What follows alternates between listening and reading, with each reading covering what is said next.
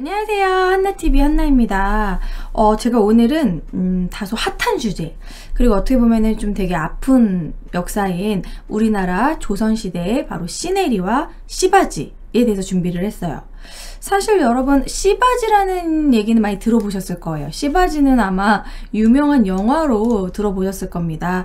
바로 그 강수현 씨가 아마 첫 작품으로 유명하고 베니스 영화제에서 상을 탄 걸로 첫 작품이면서 되게 어릴 때 출연한 걸로 유명해요. 이때 여기서 강수현 씨가 애기 낳는 연기를 너무 리얼하게 어린데도 불구하고 소화했기 때문에 그 연기로 상을 탔다고 하는데, 심지어 무려 그 감독도 임권택 감독입니다. 그래서 이제 시바지라는 거 많이 들어보셨죠? 여자가 임신을 못할 때, 그러니까 여자가 딸은 낳는데 아들을 못 낳을 때 이제 아들을 낳기 위해서, 대를 잇기 위해서 시바지를 두는 거죠. 그리고 시네리는 과연 뭘까? 시네리는 남자가 임신을 못 시킬 때, 약간 무정자증이라던가 뭐 어떤 이유로 고자가 됐다던가 해서 와이퍼에게 그 아들을 임신을 시키지 못할 때 남자가 자기 부인하고 관계를 맺어서 씨를 주는 거죠.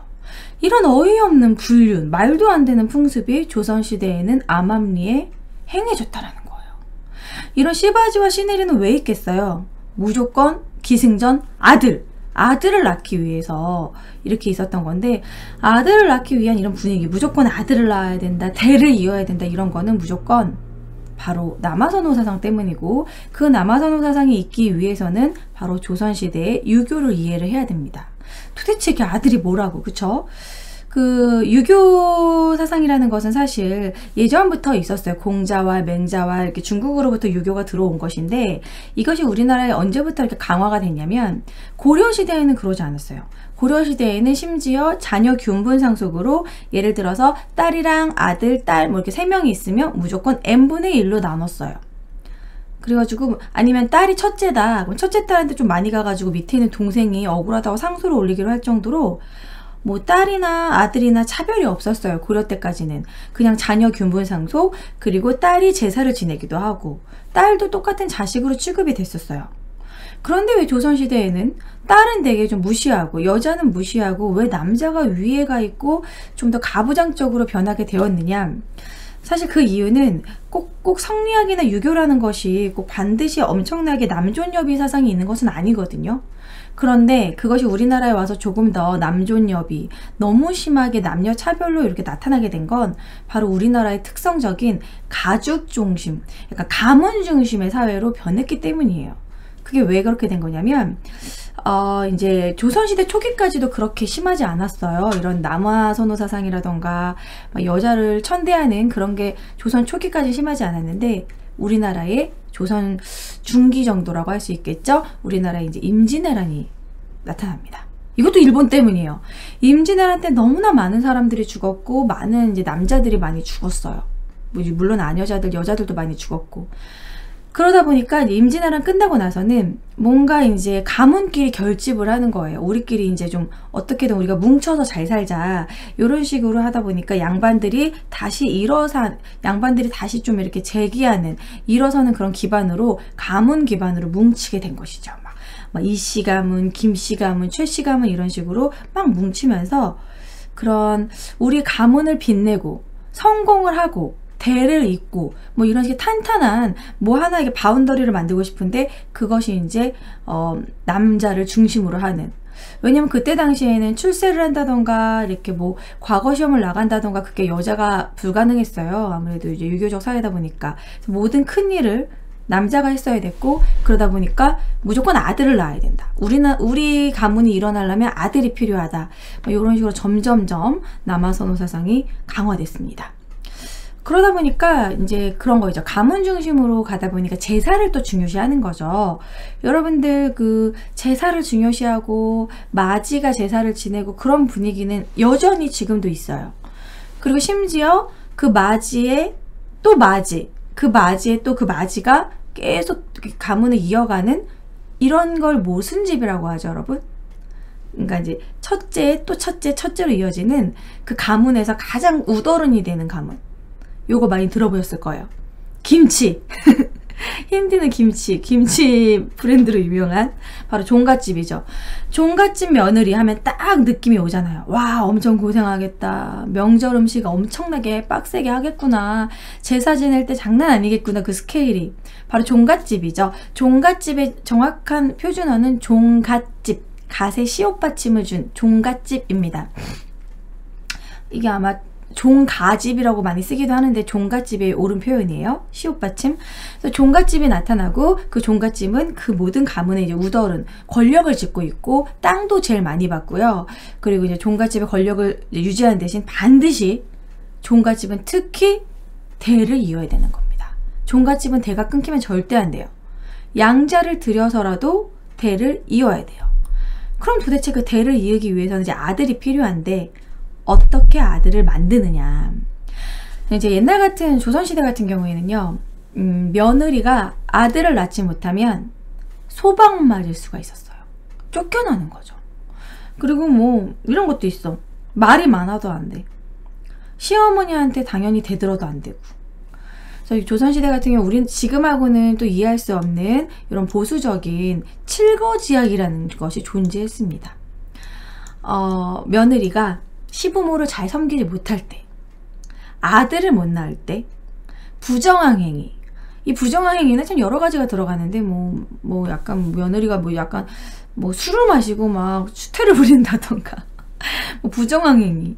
그리고 질투도 하면 안 돼. 이렇게 남편이 첩을 뒀는데도 막 질투하면 안 돼.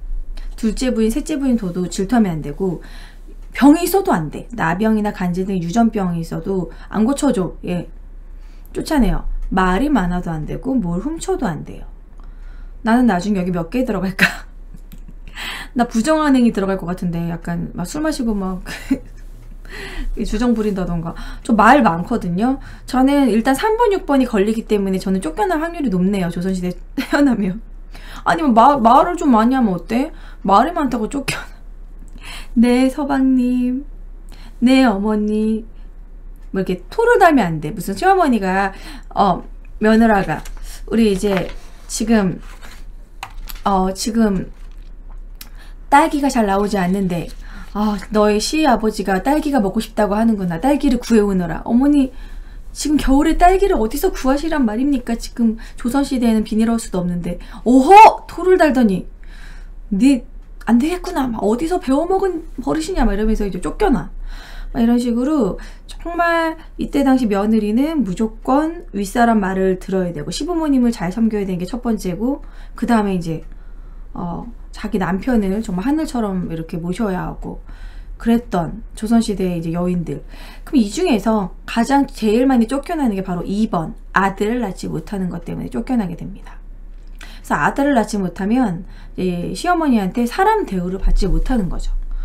어디서 이런 게 들어와가지고 아들도 못 낳고 막 계속 딸만 낳으면은 괜히 구박받는 거야. 그 아이까지 구박받아. 딸이라는 이유만으로. 딸이 뭔 죄야. 근데 여러분 그 성별은 누가 정하는 걸까요? 성별. 여러분들이 아들이고 딸인 거는 어떻게 정해지는 걸까요? 여러분 그거 예전에 생물 시간에 배웠었잖아요. 성염색체 이렇게 상염색체, 성염색체, 상동염색체 이런 염색체를 배우셨죠. 자, 남자와 여자는 성염색체를 가지고 있는데 남자는 XY, 여자는 XX를 가지고 있어요. 그래서 이 성염색체가 서로 섞여가지고 성별을 이루는데 남자인지 여자인지 구분하는 건 난자가 아니라 바로 정자라는 거죠. 우리가 지금 이렇게 성별을 가지게 된 건 아빠가 만들어준 거예요. 예를 들어서 X염색체와 X염색체가 만나서 XX 그러면은 여자가 되는 거고, 아빠의 Y염색체와 엄마의 X염색체가 합쳐지면 XY 아들이 되는 거예요. 성별은 남편이 정하는 건데 왜 며느리가 구박을 당하고 며느리가 갈굼을 당해야 돼? 옛날엔 그런 거 몰랐죠. 옛날엔 그냥 무조건 낳는 게 며느리니까 왜 또 딸을 낳았냐, 고추가 달고 나와야지 막 이러면서 엄청 구박을 당했어요. 그래서 지금도 여러분들 막 이제 아이를 낳고 이렇게 준비할 때 성별 가지고 막 되게 많이 떨려 하잖아요. 제 주변 친구들도 임신하면은 이제 한 3, 4개월부터 한 4개월 그 정도 되면은 이제 병원 가면은 선생님한테 계속 물어본대요. 딸이에요? 뭐 아들이에요? 뭐 이런 식으로. 근데 지금은 미리 그 혼수용품을 준비하려는 그런 의도로 물어보지만 병원에서 절대 몇 개월이더라? 6개월? 7개월? 그 정도로 늦게 알려준대요. 그게 이제 의료법에 이제 걸린다고 하는데 그 이유가 미리 알려주면 딸이라고 하면 지울까봐. 좀 이해가 안 되죠. 근데 딸이라고 해서 지우는 경우가 많았다라는 거예요. 아니 딸이라고 해가지고 이미 엄마 뱃속에 있는 태아 상태에서부터 차별을 당하고 나는 쓸모없는 사람이라는 취급을 받고 낙태를 하다니. 여러분 그런 경우가 우리나라보다 인도가 훨씬 더 심해요. 이 남아선호 사상은요. 한국도 심하지만 중국, 한국, 인도가 심합니다. 여기 좀 아시아권이 심한데 인도 같은 경우에는 힌두교 자체도 약간 여자는 남자에게 종속되어 있고 힌두교 자체도 되게 남자를 좀 이렇게 높이고 여자를 좀 천대하는 그런 종교적인 특징이 있어요. 그래서 인도 같은 경우에는 여아 낙태가 제일 1위, 제일 높대요. 인도에는 매년 100만 명 이상의 여아가 이미 뱃속에서 낙태가 이루어지고 있대요. 그래서 이미 그 양수 검사를 통해서 딸인지 아들인지 구별해서 애초에 초기에 죽인다는 거지. 너무나 불쌍하지 않습니까? 여자라는 이유만으로 그 여자애가 나중에 이제 태어나서 정말 그 위대한 인물이 될 수도 있고 나중에 모르는 건데 그걸 이미 뱃속에서부터 끊어버리다니. 그래서 인도가 약간 여아낙태가 심해가지고 인도도 성비가요. 남자가 122 여자가 100, 그러니까 이제 100으로 딱 기준으로 봤을 때 100이면은 딱 5대5, 딱 1대1, 딱 반이고요. 여자가 이제 100이면 남자가 122로 훨씬 더 남자가 많아요. 인도 같은 경우에도. 인도에도 남아선호 사상이 심하고, 말 나온 김에 중국도 얘기해보면 중국도 남아선호 사상이 심한 나라입니다. 중국 같은 경우에는 산하 제한을 뒀죠. 1인 1자녀 하나만 낳자 그랬죠. 그렇기 때문에 더 낙태가 심해졌어요. 그러니까 하나만 낳아야 되니까 이왕 하나 낳을 거면 아들을 낳자. 이런 식으로 해서 중국은요 현재 이제 여아를 100으로 할 때 남아가 108에서 점점 116으로 높아져서 중국도 지금 심각한 남초 현상을 보이고 있는데 2000년 인구조사에서 지금 2020년이 지금 얼마 안 남았잖아요. 최근에는 약 3만 명 그냥 3만 명도 아니다. 더 많다. 3천만 명. 제가 잘못 읽었어요. 3천만 명의 남자가 짝을 못 만나고 있는 거예요. 지금 중국은. 중국 같은 경우에는 성비가 또 문제가 생겨가지고 잠시만요. 성비가 문제가 생겨서 신부감을 고르기 힘든 거예요. 그래서 중국은 이제 시골에 가면은 특히 이제 깡촌 같은데 이제 좀 이렇게 막 깊은 곳 시골에 가면 아무도 여자가 여기로 시집을 가려고 하지 않아서 일단 부인은 얻고 싶고 그래서 뭐 이제 남자밖에 없는 마을에서 광남촌 이런 것도 형성이 되고 여기서 중요한 게 뭔지 알아요? 여기서 여자를 얻기 위해서 신부를 얻기 위해서 어떤 일이 벌어지냐면 중국은 또 이제 돈 되면 또 여러 가지 막 별일을 다 하잖아요. 이 성비 불균형 문제 때문에 중국에 최근에 나타난 범죄가 있어요. 신부감을 납치해와. 그러니까 임신매매를 하는 거야. 요즘에는 뭐 옛날에는 임신매매를 해가지고 뭐 오징어 배를 탔다, 외국으로 뭐 일본 같은 데로 팔려갔다, 우리나라도 옛날에 있었거든요. 중국에서 갑자기 이제 막 이렇게 정류장에서 기다리고 있는데 갑자기 봉고차에서 납치가 되고 뭐야 너 끌려가가지고 이런 시골 같은 데로 끌려가는 거야. 그래가지고 시골에 되게 막 허름한 돼지우리 같은데 전시를 해놨어 여자를. 그래서 거기서 밥 먹고 막 돼지처럼 막 이렇게 하고 거기서 갑자기 남자가 들어와. 손님이 들어와가지고 골라. 무슨 애견샵에서 저 강아지 막 강아지를 이렇게 고르듯이 저 여자로 하겠어. 그러면은 돈 받고 팔려가는 거야. 뭐야. 그래서 원치 않는 이제 시집을 가는데 거기서도 뭐 어차피 뭐 무슨 뭐 좋은 대우로 받을 수도 있겠지만 아니 왜 갑자기 내가 납치돼서 왜 결혼을 해야 되지? 그래서 거기서도 이제 그 여자가 도망갈까봐 갇혀서 사는 거죠. 그래서 옛날에 일본 이제 전국에서 어떤 여자가 이제 목숨을 걸고 탈출을 했는데 자기가 그런 식으로 시집을 갔고 강제로 결혼을 하게 됐고 집에서도 거의 감금되다시피 살았다라는 거예요. 이런 일이 진짜 실제 중국에서 일어나고 있어요. 장난 아니죠. 그래서 이제 중국도 이렇게 남아선호 사상이 심했고, 우리나라 같은 경우에는 어땠냐면 요즘은 많이 좀 나아졌어요. 근데 우리나라 같은 경우에도 만만치 않았는데, 특히 우리나라에선 영남 지역이 심합니다. 예를 들어서 보면은요, 자, 지금은 현재 이렇게 바뀌었는데요. 제 영남 지역 포스터는 따로 준비를 안 했나 보다. 지금은 상관이 없어요. 지금은 요즘에는 우리 우리나라 분위기가 오히려 딸을 선호합니다. 남자가 오히려 더 딸바보 이래가지고 또 딸을 선호하고, 여자도 어느 정도 또 딸을 선호하고, 오히려 남자보다는 여자가 아들을 좀 더 바라는, 이상하게도 여자가 또 든든하다고 아들을 바라는 경우도 있어요. 저도 아들 낳고 싶어요. 근데 그런데 딸도 낳고 싶고 아들도 낳고 싶고, 저는 골고루 낳고 싶어요. 근데 이제 요즘 분위기는 이렇게 됐지만, 우리나라도 예전 같은 경우에는 지방, 특히 우리나라 지방에서 남아선호 사상이 제일 심한 지역이 바로 어디냐면 대구.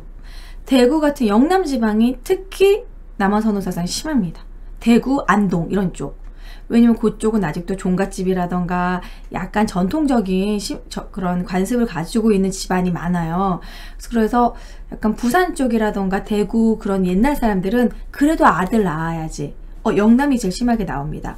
그래서 93년도 대구시의 0세에서 4세 인구 성비는요, 여자 100에 남자 125까지 올라갔어요. 그만큼 아들을 많이 낳았다는 거죠. 여자 100에 남자 125, 남초 현상이 훨씬 심한 거죠. 전국으로 봤을 때. 그래서 대구 지역의 유별난 남아선호 풍조가 극단적으로 막 통계치로 나오고 그랬었어요. 근데 지금은 많이 나아졌죠. 오히려 지금은 어떻게 되는지 아세요? 지금 주변에 딸이 더 많아요. 2016년 통계로 봤을 때 대한민국은 내년부터 여초 시대다. 여자가 더 많을 정도. 남자분이 이제 여자를 골라서 장가를 갈 수 있는. 그래서 요즘에 또 추세가 바뀌었어요. 이렇게 우리나라의 남아선호 사상이 조금 완화되고 딸을 좀 선호하고 딸바보란 단어가 나오게 된 것도 한 2000년도부터 바뀌었지. 우리나라도 여전히 90년대, 80년대는 남아선호 사상이 심했더라는 거예요. 근데 이게 어느 정도로 이제 남아선호 사상이 심하고 좀 이렇게 구박을 받고 막 남녀 차별이 심했냐면, 우리 엄마 세대만 하더라도, 여러분들의 부모님 세대도 그렇고 엄마 세대만 하더라도 집에서 이제 밥을 먹으면 아빠랑 할아버지랑 뭐 남자랑 큰 상에서 이제 막 고기, 생선도 먹고 고기도 먹고 좀 반찬수도 많게 먹고요. 여자들은 지금도 시골에는 그렇게 먹는 분들도 있어요. 여자 상이 따로 있어. 여자들은 그냥 대충 밥 비벼 먹거나 고기도 별로 없고 밥 차린 거에서 찌끄러기 같은 그런 거만 먹어. 그렇게 겸상을 했어요. 이게 얼마나 어이없고, 아니 뭐 같은 상에서 먹지 남녀가 유별하다고 그렇게 겸상을 하고, 그럼 반찬을 똑같이 주던가 겸상을 하는 경우가 있어요.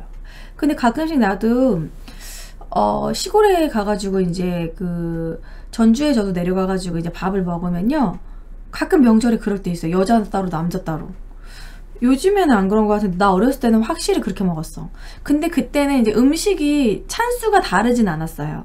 근데 확실히 좀 좋은 부위, 한우의 좋은 부위라던가 고기의 좋은 부분은 남자 상에다 좀 얹어놓고, 여자들은 그냥 대충 차렸던 기억이 나요. 찬수는 똑같은데 그런 거 있잖아. 이렇게 음식을 해도 더 이게 좋은 부위는 남자 쪽으로.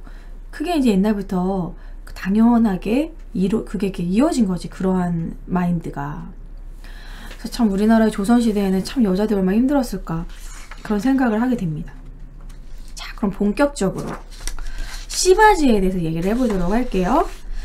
자, 아까 봤던 내가 씨바지 막 찾다가 너무 재밌는 짤이 있어서 찾아왔어. 씨바지로 검색하니까 이 사진이 뜨는 거야. 수박 먹을 때 이렇게 먹으면 너무 좋을 것 같아. 씨바지를 만들고 씨를 모으고 이렇게 퍼먹으면. 재미로 한번 퍼봤고요. 자, 씨바지. 자, 씨바지는 혹시라도 구체적으로 모르시는 분들 있을 수 있으니까 좀 더 설명을 다시 해드릴게요. 며느리를 들였는데 계속 이제 자기 아들하고 합방일을 잡고 그랬는데도 소식이 없어. 딸만 낳아. 아들을 못 낳아. 그럴 경우에는 합법적으로 며느리한테 우리 가문은 대를 이어야 되기 때문에 네 남편이 조금이나 젊을 때 빨리 아들을 봐야겠다. 그럼 며느리는 이제 암묵적으로 동의를 하죠. 거기서 어떻게 거절을 하겠어요. 시어머니가 그렇게 말씀하시는데. 그래서 네, 그렇게 하면은 이제 씨바지를 구합니다. 어디서 씨바지를 구하냐면 이제 좀 가난한 그런 시골에 내려와가지고 가난한 촌에 있는 어떤 처녀, 집안이 막 무너져 가가지고 돈이 필요한 그런 처녀들, 아니면은 씨바지 마을에 있었대요. 그러니까 그 씨바지 마을은 이미 자기의 어머니가 씨바지로 태어난 거야. 근데 딸을 낳아가지고 씨바지가 딸을 낳을 경우에는 그 집에서 그냥 같이 쫓아내. 그래서 그렇게 해서 이제 아버지 없는, 이제 뭐랄까, 아버지가 누구지도 모르고 그냥 살게 된 거죠. 그의 그 딸은 또 씨바지로 계속 그 업을 이어가는 경우도 있었대요. 씨바지를 그런 뭐 직업으로 씨바지 마을에서 데려오기도 하고, 그리고 이제 뭐 농민의 처녀를 데려오기도 하고, 그래서 어쨌든 되게 젊은 여자를 데려옵니다. 이제 막 초경을 끝나고 한 이제 18, 17, 정말 어린 나이에 이제 여자, 특히 어릴수록 아이를 튼튼하게 낳는다는, 뭐 지금도 그런 건 있잖아요. 그래서 젊은 여자를 이제 데려와요. 자, 이제 씨바지를 이제 데려와가지고 이걸 어떻게 하냐면, 이 여자가 아이를 낳아주는 것 뿐만이 아니라 그 본처가 아이 낳는 연기까지 해야 돼요.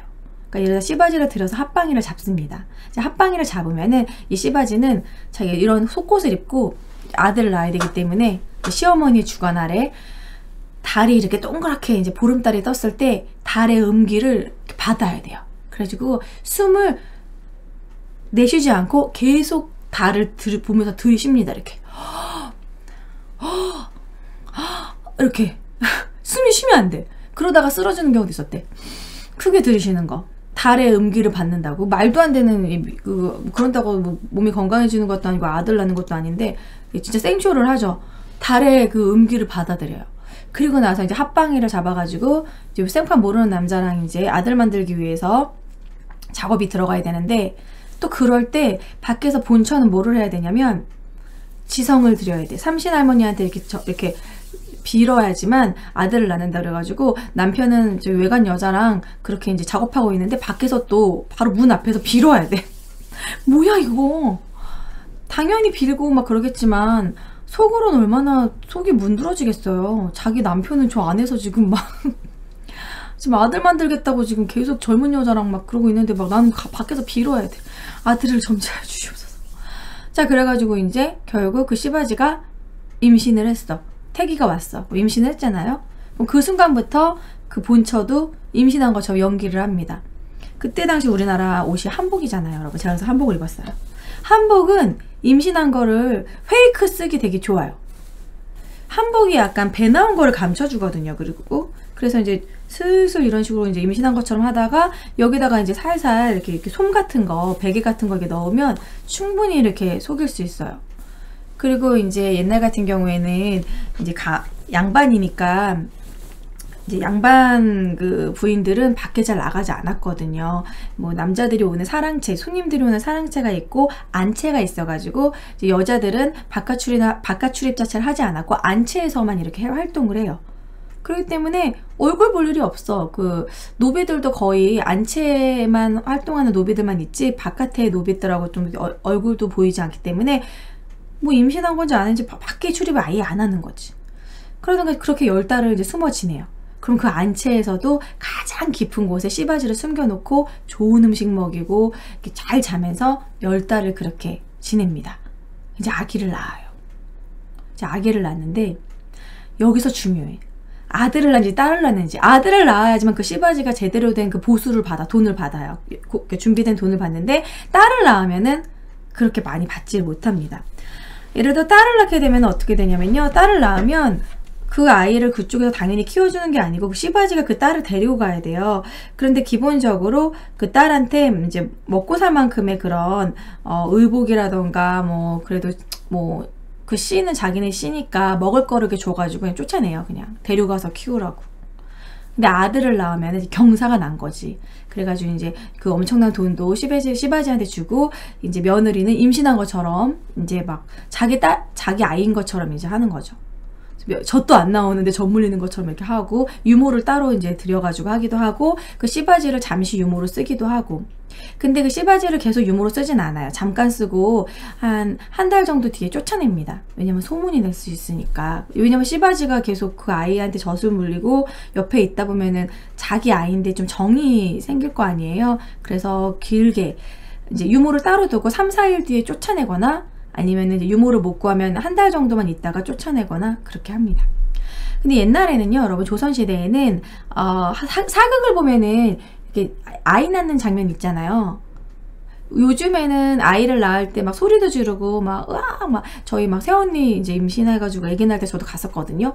그러면 이제 병원에 가면은 서라운드로 막 들려. 특히 막 종합병원 같은 데 가면은 와 저분은 되게 하이톤이다. 고음이 막 장난 아니다. 어떤 사람은 저음으로 으아 막 이러고 여기저기서 소리가 질러 막 와 고통이 장난이 아니다 이런 게 느껴져요. 근데 조선시대에는 그렇게 아이 낳을 때 소리도 못 질렀대요. 조선시대에는 신음이 바깥으로 새어나오면 상서롭다.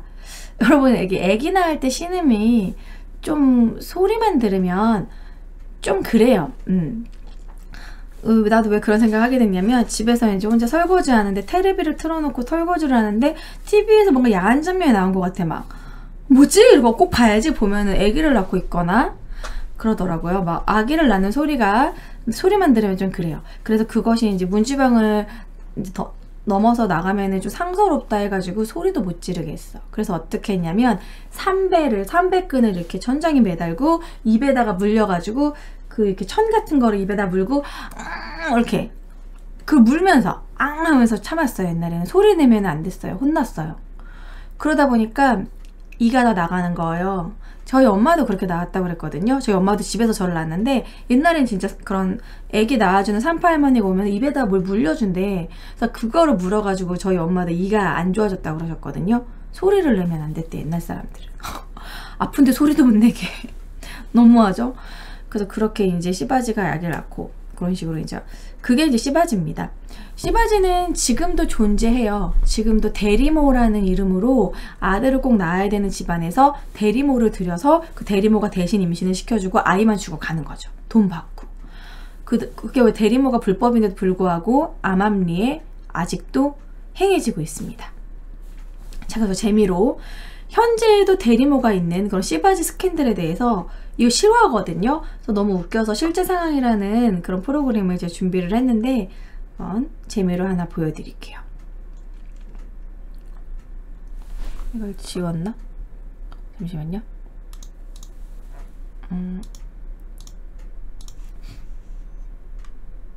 막 할아버지랑 젊은 여자랑 막 아이 만들라고 막 그러고 있어. 보여드릴게요. 설마 지금 나보고 저 할아버지랑 잘하는 거예요? 제발 할아버지 등장. 우리 남편하고 하룻밤만 보내줘. 아니 아들을 낳겠다는 게 저 할아버지였어요? 그런 건 상관없잖아. 아들만 낳아줘. 나를 아줌마 남편 씨바지로 데려온 거예요? 나보고 아줌마 남편하고 잘하고요? 은영씨 제발 사정이 있어서 그래. 어렵게 퇴근한 날이야. 오늘을 놓치면 안 돼. 5천 받기로 했지? 내 일만 잘 되면 2배로 줄게. 응? 수길씨 아이를 낳아달라는 제안을 받긴 했지만은 상대가 노인이라고는 꿈에도 생각지 못했습니다. 도대체 명자씨는 왜 이렇게까지 하려는 걸까? 이야기는 명자씨의 젊은 시절로 거슬러 올라갑니다. 한가하다 한가해. 네가 지금 잔인하고 있을 때야? 오늘이 무슨 날이냐? 건너뛰지 말어. 명자씨가 중요한 날을 잊은 것에 시어머니는 단단히 화가 난 모양인데요. 너라도 가야지. 아이가 없는 명자씨가 못마땅한 시어머니는 며느리의 배란일까지 체크하며 명자씨를 다그쳤습니다. 아이가 없다는 이유로 온갖 서름을 당한 세월이 30여 년. 시어머니는 화가 치밀 때마다 며느리를 쫓아냈다고 합니다. 명자씨가 이렇게 호된 시집살이를 견딘 데엔 그녀만의 이유가 있었습니다. 집에서 못할 얘기가 뭔데? 우리 지금이라도 병원 가봐요. 혹시 또 모르잖아. 또 그 얘기야? 요즘 어머니가 당신 힘들게 하는구나. 괜히 병원 들락거렸다가 당신 사산한 거 어머니 알면 더 힘들어져. 차라리 어머니한테 다 고백할까봐. 나 어머니 괜한 희망 갖게 해드리는 것도 이제 진짜 죄스럽고. 그건 말도 안 돼. 어머니 성격 몰라서 그래? 사실 명자 씨는 수길 씨를 만나기 전 사산한 경험이 있었습니다. 그 사실을 알고도 수길 씨는 명자 씨와 결혼을 했고 가족들에겐 비밀로 해왔던 겁니다. 자기 탓이란 죄책감 때문에 모든 걸 감당해온 명자 씨. 알겠어요. 그렇게 할게요. 고마워요. 고마워. 명자 씨의 사정이 딱해서였을까? 은영 씨의 마음이 흔들렸습니다. 은영 씨는 결국 명자 씨의 제안을 받아들이기로 합니다.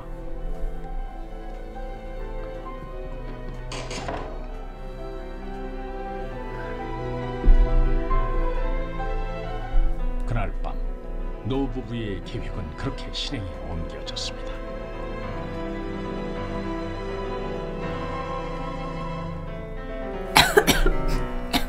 이 연출 뭐야?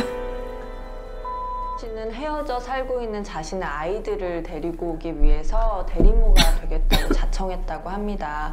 이미 자신 아이가 둘이나 있었는데 이 아이들과 함께 살기 위해서 다른 사람의 아이를 낳아줘야 하는 아이러니한 상황이 된 거죠.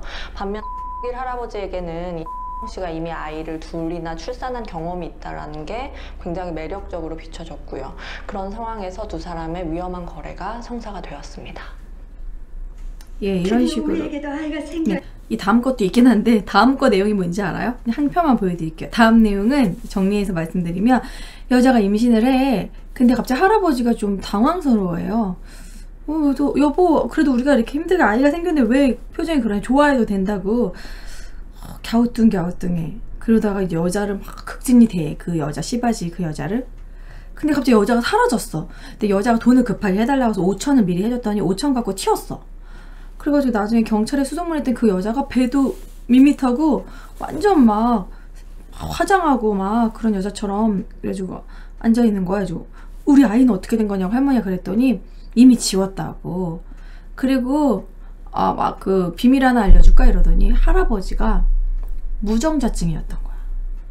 그러니까 어차피 이 할머니의 잘못도 아니었고 할아버지 자체가 무정자였던 거야. 근데 그 할아버지는 평생을 그거를 또 숨기고 계속 씨바지를 들인 거야. 젊은 여자랑 계속 즐긴 거지. 그래서 결국 그 부인만 평생 아주 그냥 시어머니한테 맨날 들들볶고. 이게 실화예요, 실화. 실제 있었던 이야기를 가지고 하는 거거든요. 이런 일이 진짜로 공공연히 우리나라에 있었다라는 거예요. 와, 뒤통수 제대로죠. 할아버지 진짜 정말 근데 이런 경우 이제 씨바지. 씨바지에 대해서는 얘기를 말씀드렸고, 씨바지는 여러분들이 다 어느 정도 아실 거라고 생각해요. 근데 사실 제가 이 주제를 준비하게 된 건 바로 시네리 때문이에요. 시네리가 너무 충격적이라서. 제가 시네리라는 거를 말은 들어봤지만 제대로 좀 공감이 안 갔었거든요. 근데 제가 최근에 제가 워낙 그 웹툰을 좋아하는데 자기 전에 이제 주로 웹툰 보면서 자는 게 제 낙인데, 다음 웹툰에서 쌍가포차라는 작품이 있어요. 여러분 안 보신 분도 한번 보세요. 너무 퀄리티가 높은 웹툰이에요. 그림 자체는 되게 단순한데 내용 하나하나가 정말 드라마나 영화로도 만들 정도로 감동적이에요. 쌍가포차. 너와 내가 쌍으로 우린 양쪽 다 갑이다. 쌍갑.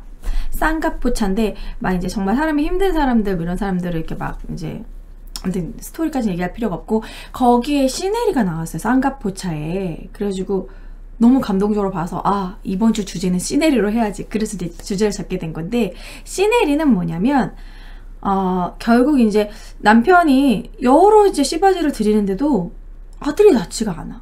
부인한테도 자식이 아예 없어. 심지어는 딸도 자식이 안 생겨. 그래서 이제 슬슬 이제 윗 어르신들이 눈치를 챈 거죠. 내 자식이 이제 고자구나. 아니면은 뭔가 이제 정씨가 없다던가 무정자증이라던가 그런 병이 있어요. 진짜 실제로 아이를 가질 수 없는 병이. 무슨 이유인지 모르겠지만 아이를 가질 수 없구나. 그래서 이제 눈치를 채고, 하지만 대는 이어야 돼. 그러면은 그 집안에 이제 양자, 그 친척들 중에서 이제 자식이 많으면 양자로 드릴 수도 있는 것인데, 그러면 공공연히 내 자식이 무자다 이런 게 소문이 나잖아. 옛날 이제 조선시대 양반들은 그거 자체가 이제 그런 체면, 위신 이런 거를 되게 따지는데 소문나면은 창피하잖아. 일단 체면이 안 서고. 그래서 그건 죽어도 싫은 거야. 그래서 어떤 일을 시키냐면 정말 잔인한 일을 시키는데 자기 며느리를 외간 남자랑 자기 애에서 아들만 가지라 이거예요. 근데 여러분 외간 남자랑 랜덤으로 잤을 때 아들이 낳을 확률이 솔직히 딸을 낳을 확률도 높잖아요. 알 수 없잖아요, 성별을. 자, 이제 외간 남자를 어디서 구하느냐. 옛날에 시네리를 구하는데 이제 그런 시네리만 전문적으로 하는 사람도 있어요. 양반인데 벙어리일 경우 말을 못하잖아. 그러니까 자기가 이제 누구랑 잤다는 거 발설을 할 수가 없고 그런 사람들, 그런 사람 몰래 들이거나 아니면 좀 이렇게 가난한 선비를 돈 주고 사가지고 이제 얼굴 가리게 해서 그 며느리 얼굴을 못 보게 해가지고 합방이를 잡든가. 그러면서 또 시네리에 대해서 좀 어느 정도 또 혈통은 봐요. 그 예전에 그 귀신 나오는 거 전설의 고향의 시네리에 관련된 내용이 한번 나왔었는데 거기서는 동네에 막 소금 장수나 생선 장수가 왔을 때 그 사람을 몰래 데려와서 양반들이 시네리로 삼은 다음에 죽여버리고 그랬었는데 실제로는 진짜 그러지 않았어요. 그럼 근본 없는 사람으로는 시네리 받지 않습니다. 양반들도 나름대로 그런 브레인, 머리 보고 혈통 보기 때문에 가장 선호하는 시네리가 누구였냐면 한양으로 과거 보러 가는 청년. 그래서 한양 이제 서울에서 이제 시네를 구하려고 해서 이제 그런 노비들이랑 이렇게 사람들을 구해가지고 서울에서 이제 막 보침 메고 딱 이제 한양에 이제 과거 시험 보러 온 그런 젊은 청년 있잖아요. 그래서 이제 막 국밥 먹고 이제 딱 일어서는데 갑자기 막 어두운 밤에 이렇게 보쌈을 당해. 그래서 왜 이러시오? 그러면은 이것이 그 유명한 그 말로 듣던 시네리인가? 눈치를 좀 채. 그러면 이제 어디로 막 끌려가. 이제 갇혀가지고 이제 이렇게 묻고. 그러면 이제 어느 방에 딱 갔더니 여자가 이제 소복을 입고 있어. 헛! 그래서 이 여자를 합방하지 않으면 놔주지 않겠다. 그래가지고 막 몇 날 며칠을 계속 이제 작업을 하게 되는데 또 그 젊은 시네리는 어느 정도 눈치를 채고 절대 난 합방하지 않겠다 이러지 않고 전 그렇다면 이러면서 또 자기의 그 임무를 충실히 해요. 그래서 어쨌든 뭐 나름 이제 딱 봤는데 여자분 봤는데 나름 얼굴도 이쁘고 게이득 이러면서 이제 어쨌든 뭐 억지로 시키니까 열심히 합니다. 그래서 이제 열심히 하고 이제 임신을 하게 되면 이제 문제는 임신을 하면 아들을 낳아야 되잖아요. 근데 딱 애를 낳았는데 딸이잖아. 그럼 어떻게 했는지 알아요? 딸을 낳으면 바로 그 자리에서 엎어서 죽였대요. 너무 슬프죠. 예, 왜냐면은 어차피 남의 씨인데 아들이 아니면 필요 없다 이거지. 그래가지고 며느리가 젖이라도 물리고 제발 그래서 막 매달리고 그런데 그냥 바로 이제 어디 내려가서 노비로 팔던가. 근데 노비로 팔더라도 자기 며느리의 씨기 때문에 찜찜하다 이래서 웬만하면은 거의 죽였대요. 그냥 바로 아이를 엎어가지고 신생아 엎으면은 숨을 못 쉬잖아요. 그냥 그렇게 엎어서 죽였대요. 그리고 이제 아들일 경우에는 막 경사가 났다, 우리 며느리가 아이를 낳았다, 막 아들을 낳았다 이러면서 자기 아들의 정말 그 씨인 것처럼 막 엄청난 잔치를 이루고 막 동네 사람들 막 잔치를 하고. 그리고 그 뒤에서 며느리한테 뭘 주냐면 며느리가 어쨌든 자기 자식의 아이가 아니라 남의 씨로 낳은 거잖아요. 연기를 해야 되는데 며느리는 그 사실을 알고 있잖아. 밖에 유포가 되면 안 되잖아요. 그 이유도 있고 두 번째는 어쨌든 외간 남자랑 몸을 섞었기 때문에 몸이 더럽혀졌다 해가지고 딱 시어머니가 와가지고 뭘 주냐면 비단끈하고 약사발을 준대. 선택해. 뭘로 죽을 건지. 약사발 먹고 죽든가. 사약 같은 게 있었거든요. 옛날에 먹으면 죽는 그런 양잿물 같은 거라던가 그런 거. 그 약을 먹고 죽든가 아니면 비단끈으로 네가 목을 매달아 죽든가. 너무 슬프죠. 이건 뭐 여자를 하나의 진짜 그냥 애기 낳는 수단으로밖에 안 보는 거예요. 며느리를 고민하다가 목매서 죽던가 약 먹고 죽는 거죠. 그래서 죽는 거 다 이제 밖에서 이제 시어머니 확인하고 죽은 거 확인하면 시어머니가 어떻게 이제 얘기를 하냐면 우리 아이가 이제 아기를 낳고 산후통이라고 그래가지고 이제 몸조리 하다가 병이 걸리기도 하거든요. 옛날 사람들은 아기 낳다 많이 죽었어요. 지금처럼 막 의료시설도 없었기 때문에 아이 낳다가 많이 죽었는데 아이 낳다가 결국 앓다가 죽었다. 그렇게 하는 경우죠.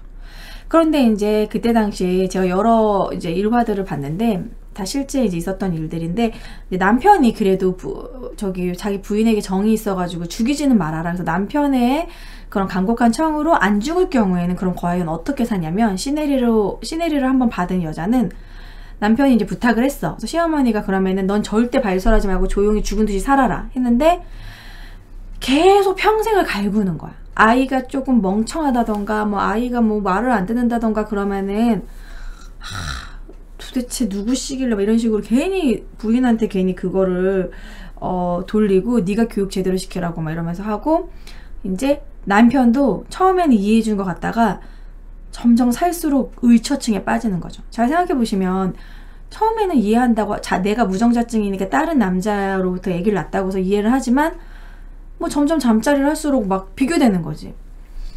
그 청년, 그 남자는 어땠는데? 막 이러면서 계속 남편이 계속 이제 그걸로 이제 괴롭히고, 시어머니 들들 볶고, 그래서 결국에는 우물에 빠져 죽은 얘가 있어요. 처음에는 그냥 아들 낳아가지고 잘해주다가, 점점 이제 심리적으로 사람 미치게 만드는 거지. 지들이 다 그렇게, 외간 남자란 게 그렇게 만들어 놓고, 그리고는 갈구고, 그래서 결국은 우물에 빠져 죽고, 뭐 결국은 목말라 죽고. 결국 시네리의 그 결과는 아들만 낳았을 뿐이지 며느리의 삶은 완전 피폐해지는 거야. 아니 내가 왜 생판 모르는 남자랑 왜 그 몸을 섞어야 하며 기껏 아들 낳아줬더니 대우는 완전 또 되게 좀 천박한 여자인 대우를 하고. 그게 시네리예요. 시네리는 어떻게 보면 진짜 내가 봤을 때는 조선시대 가장 가혹하고 진짜 정말 욕 나오는 말도 안 되는 무슨 아들 낳겠다고. 지금은 어떤 게 있냐면 지금은 이제 정자은행이라고 있죠. 옛날 이제 씨 빠지는 대리모, 지금은 이제 남편이 씨가 없을 경우에는 정자은행에서 이제 씨를 받기도 하지만 우리나라 심리상 또 외간 남자의 씨를 받는 게 좀 찜찜하게 생각을 해요. 그래서 실제로 예전 뉴스가 나왔었는데 무정자증인 아들 때문에 시아버지의 정자를 채취해서 인공수정을 한 며느리도 있었어요. 난 그것도 좀 찜찜한 것 같아. 뭐 실제로 행위를 하진 않고 그냥 정자를 넣은 거지만 그것도 좀 그 애 키우면서 알고 보면 시아버지 아이 좀 그것도 좀 그래요. 입양을 하면 안 되나? 꼭 그렇게 대를 이어야 되나? 그래서 이제 시네리에 대한 것도 시네리라는 영화가 있어요. 그래서 그거를 준비를 했습니다. 옛날 영화라서 좀 화질이 안 좋은데요. 그래도 한번 같이 보도록 할까요? 크게 보여드릴게요. 그냥 이렇게. 자, 어떤 식으로 이제 시네리를 했는지 상황을 좀 보여드리기 위해서. 복면이 좀 웃겨. 자, 90년대 영화라서 좀 소리가 좀. 이분 지금 연기가 너무 좀 약간 야한데 뭐 하고 계시는 거냐면은 그 달의 음기를 받고 있는 겁니다. 이분 연기가 너무 메서드 연기라 약간 야하게 보일 수 있는데 그런 거 아니에요. 달의 음기를 받고 있는 것 뿐이에요. 숨 마시기.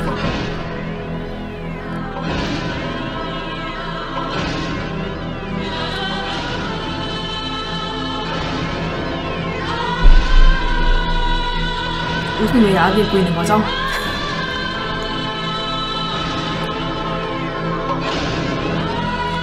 달의 음기를 마시고 있습니다.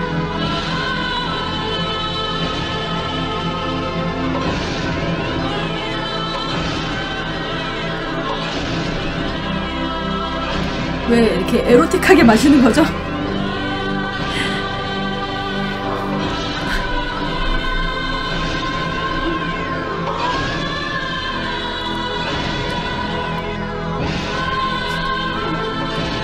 아니 왜? 들으라. 내 마지막 경고니 앞으로 열흘 동안만 같이 밤을 지새도록 하여라.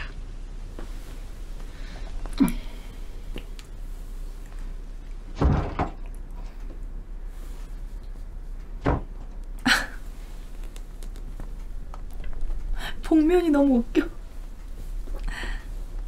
소녀는 시부모님께 불효를 할 수가 없사오니 소녀를 가상히 여겨주시면 그 은혜 오래도록 기억할 것이옵니다. 복면가왕인가요? 복면가왕. 웃겨.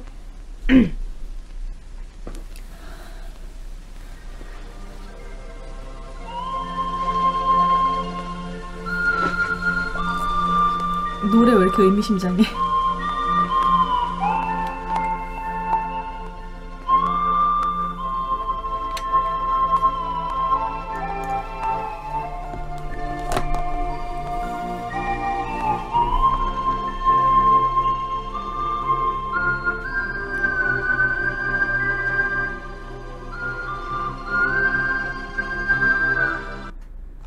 네, 여러분 중요한 장면에서 끊기죠? 예, 원래 옛날 그 19금은 원래 이래요. 저기서도 아마 본격적인 장면은 나오지 않았을 거야. 복면, 난 저거 보고 복면이 너무 웃겨가지고 옛날엔 이렇게 묶었을 텐데 복면이 너무 고퀄리티예요. 이렇게 얼굴을 볼 수 없게. 근데 진짜 실제로 복면을 쓰고 시네리를 받는 경우가 많았대요. 왜냐면 그 사람이 자기 며느리를 보면 안 된다 이래가지고 서로 얼굴을 보면 안 된다. 아니 이 영화를 보는데 너무 웃긴 게 달의 음기를 봤는데 왜 느끼시면서 봤는지 모르겠어요. 이게 이제 19금 영화이기 때문에 이상한 장면에서 그러니까 옛날 진짜 90년대 80년대 19 영화에 보면 이상한 장면에서 에로틱한 요소를 넣어가지고 괜히 왜 달의 음기를 봤는데 막 손 모양 왜 이래? 이거 왜 이래? 이거 어쩔 줄 몰라. 이미 달 음기 받는 상황에서 이미 막 느꼈어 막. 야, 어쨌든 이런 식으로 시네리를 받았다라는 거죠. 근데 진짜 시바지도 그렇고 시네리도 그렇고 진짜 그 여자는 며느리는 진짜 마음이 어땠을까. 시네리 포스터를 보면은요, 이 실제 얘기를 보면은 결국 이제 눈이 맞아요, 두 분이. 그래서 이제 이게 약간 이제 8, 90년대 특징이죠. 영화가 다 야했어요. 우리나라의 그냥 가장 야한 에로 영화의 전성기가 8, 90년대입니다. 그래서 포스터가 다 이 모양이에요. 다 야하고 하얀 속옷을 입고 있고, 그 복면을 썼던 그 남자분 저분입니다. 아마 여자분 남자분 이거 요즘에도 TV 나오시는 분들일걸요. 복면을 쓰신 분. 결국 둘이 사랑하게 되는 거죠. 예, 근데 결과는 결국 안 좋고, 강수현 씨 나오는 시바지도 강수현 씨가 이제 아들을 낳아가지고 잘 되나 했더니 아기 낳고 나서 쫓겨나서 결국은 목매고 혼자 죽어요. 결과가 결국은 안 좋은 거죠. 이렇게까지 해가지고 아들을 낳아야 하나 이런 생각이 들고, 지금은 남아선호 사상이 많이 없어져서 정말 다행이다라는 생각이 들고요. 정말 이 대를 잇기 위한 그 조선시대의 그런 유교 사상, 성리학이 거의 진짜 종교적인 그런 식으로 들어왔는데, 그러니까 우리나라의 성리학이 어떻게 변질이 됐냐면, 아까도 잠깐 얘기했지만 임진왜란 이후부터는 가문 중심으로, 그래서 족보학이 발달해요. 조선 후기에 보학이라고 그래가지고, 여러분들 족보 혹시 있으세요? 족보 만드는 대로 막 돈 받고 그러대. 우리 집도 막 돈을 막 집마다 모아가지고 족보를 새로 만든다고 또 돈 모으고 그러던데, 족보에 막 이름이 있어. 족보학이 발달하고, 그리고 이제 동성촌이라고 그래가지고 뭐 이제 그 안동김씨 아시죠? 저기 안동김씨 마을 이런 식으로, 뭐 저희도 전주에 전주 최씨마을 이렇게 있거든요. 그런 동족촌을 만들어요. 동성촌 이래가지고. 그러면서 이제 가문을 점점 자기네들 가문을 극대화하고 가문 중심으로, 그러다 보니까 대를 이어야 한다 이러면서 이런 시바지나 시네리 같은 아픈 역사가 나타나는 거죠. 그냥 자연스럽게 이제 결혼해서 아들 낳고 그런 정말 다행인데, 아들을 못 낳는다는 이유로 공공연히 다음 며느리, 둘째 며느리, 셋째 며느리를 이제 맞이하고, 그럼 처벌두면 되지 않느냐 생각하는데 이 얘기도 있어요. 시바지를 왜 들이냐, 처벌들이면 되지. 조선시대 첩은 또 안 돼. 첩의 자식은 서얼이라고 해가지고 아버지를 아버지라 부르지도 못하고, 여러분 아시죠? 홍길동 어머니를 어머니라 부르지 못하고 막 그 첩의 자식은 되게 차별했어요. 그래서 높은 관직에 과거 시험도 못 봤어요. 중인이 돼버리거든요. 관직에 딱 양반이 되지 못해요. 아버지는 지체 높은 양반인데도 첩의 자식은 양반이 안 돼. 철저히 모계사회예요. 어머니가 노비면 아이도 노비야. 일천즉천 이래가지고, 그래서 어머니의 뱃속, 어머니 혈통으로 따라가는 거예요. 그래서 등급이 낮아져요. 아버지가 씨가 좋더라도. 그래서 예전 같은 경우 옛날에 이제 첩제도는 그냥 부인이 아들을 못 낳는다 뭐 그런 핑계로 첩을 드리긴 하지만, 그거가 본 이제 대를 이을 수 있는 그런 아들은 되지 못하는 거죠. 그래서 시바지를 드리는 거예요. 남들한테는 자기 며느리가 낳은 것처럼. 시바지는 한마디로 며느리 아바타라고 생각하시면 되고요. 시네리는 남편이 정자가 없고 이제 아이를 가질 수 없는, 이제 남편이 씨 없는 수박이니까 다른 씨를 이제 외간 남자한테 드리는 건데, 시네리일 경우에는 그 며느리의 삶이 평탄시 못했다라는 거. 그래서 아픈 역사죠. 제가 시네리를 준비하면서 막 여러 인터넷 서치를 해보다 보니까 너무 재밌는, 또 슬프기도 하면서 너무 콩가루 집안적인 현대판 독일의 시네리의 실제 사건을 기사로 가져왔습니다. 이거 진짜 골 때려요. 자, 보여드릴게요. 독일판 남자 시네리 2009년 기사인데요. 아내 임신 못 시킨다고 이웃집 남자 고소. 읽어드릴게요. 한동안 아이가 생기지 않아 고민에 빠진 독일의 한 남자가 자신의 아내를 설득한 뒤 이웃집 남자에게 돈을 주고 임신을 부탁했지만 이마저 실패하자 돈을 돌려달라며 이웃집 남자를 고소하는 법적 분쟁이 벌어졌다. 근데 이웃집 남자는 애가 있었어요. 그러니까 자기도 좀 아기를 가지려고 그런 거였죠. 독일 국적의 드미트리우스 소플러스 29세 씨는 결혼 후 오랜 기간 아이를 갖기 위해 노력했지만 실패했다. 이로 인해 소플러스는 병원을 찾았고 자신의 불임이라는 사실을 알게 된 후 상실감에 빠졌다. 하지만 소플러스 씨는 아내를 설득한 뒤 두 아이의 아빠인 이웃집 프랭크 마우스 34세 씨에게 임신을 위해 자신의 아내와 관계를 맺어줄 것을 부탁했다. 아이가 뭐라고? 그 대가로 2,000유로를 받은 프랭크 씨는 소플러스의 아내를 임신시키려 지난 6개월 동안 일주일에 3번씩 주기적으로 72번의 관계를 맺었지만 결국 아기를 만드는 데 실패했다. 6개월이 지나도록 임신이 되지 않아 답답한 마음에 소플러스 씨는 마우스 씨에게 데리고 의사를 찾아갔고 그 결과 마우스 씨 역시 불임이 밝혀졌다. 뭐죠? 자신이 불임이라는 사실을 놀란 마우스 씨는 자신의 아내를 추궁했고 그 결과 자신의 2명의 자식이 아내의 외도로 생긴 것을 알게 돼 충격에 빠졌다. 충격. 현재 소플러스 씨는 계약 위반을 들여 마우스 씨를 고소한 상태고 마우스 씨는 계약에 임신을 보장한다는 내용이 없었을 뿐더러 자신은 최선을 다했기 때문에 최선을 다하셨죠. 72번이나. 돈을 돌릴 수 없다고 맞서고 있다고 독일의 빌드지가 22일 보도했다. 한편 아내에게 분노한 마우스 씨 역시 아내의 바람을 참을 수 없다며 이혼 소송을 진행 중인 걸로 알려졌다. 이런 어이없는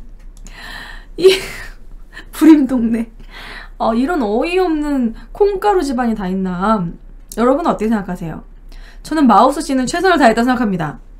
그리고 이것 때문에 어떻게 보면은 마우스 씨는 그냥 자기 자식이랑 잘 살고 있었는데 괜히 본인이 불임인 거 알게 되고 와이프 바람핀 거 들통나고 어떻게 보면은 묻혀질 수 있는 진실이 오픈돼서 나는 마우스 씨가 제일 손해라고 생각해.